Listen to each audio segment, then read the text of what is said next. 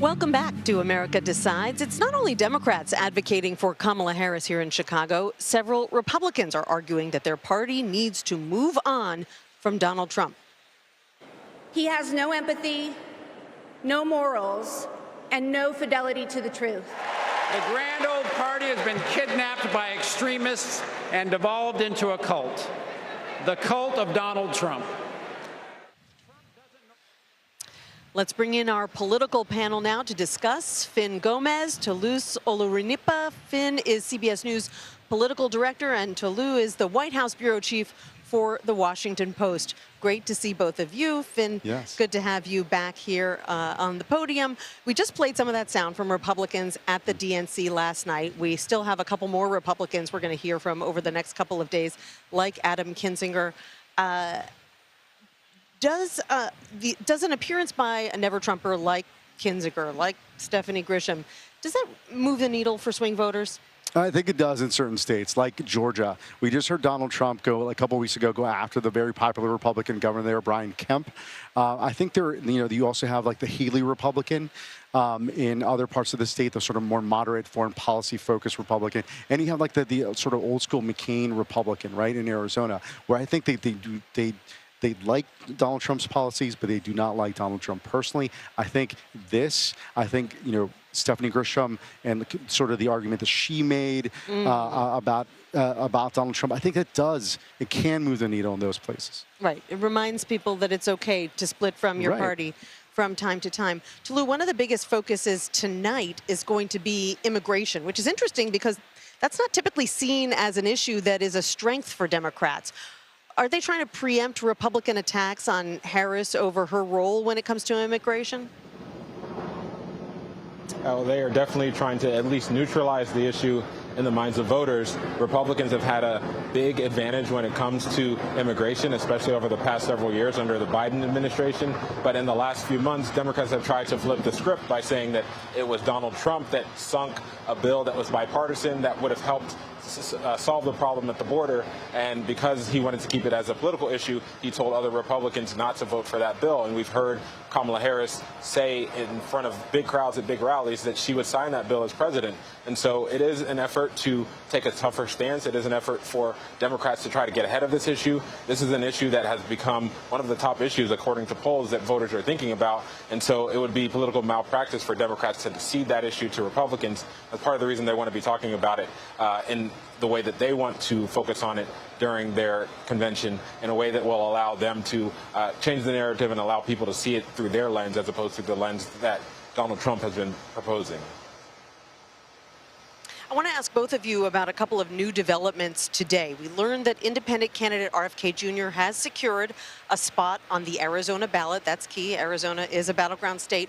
We also learned that he's going to speak in Arizona on Friday about the future of his campaign. And Finn, his running mate, has been saying this week that they are considering dropping out of the race and throwing their support behind Donald Trump.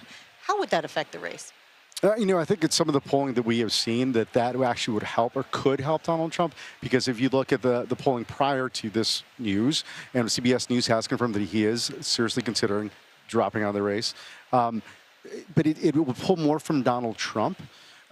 His support does help. It pulls more from Donald Trump. Yeah. So conversely, if he did drop out of the race, maybe that support goes to Trump. However, I do think that some of that support are also people who are looking for like another option.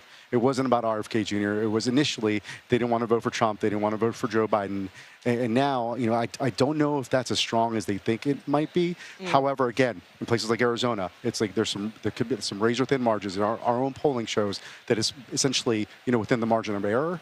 So, every little bit counts, It could also, Tolu, clarify things for some moderate independent voters who hear the Kennedy name and assume that he must side with the Democrats.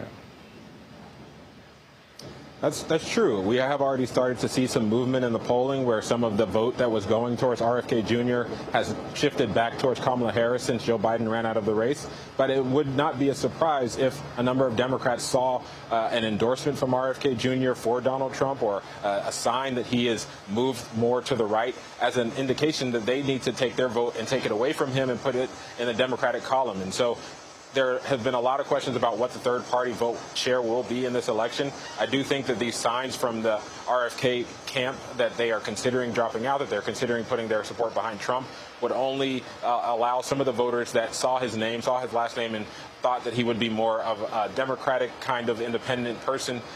Those voters may be more willing to vote for Kamala Harris if they don't find a name that they can put their vote behind in a Kennedy. And I would be very surprised if some of those voters listened to his endorsement and decided to go to Donald Trump.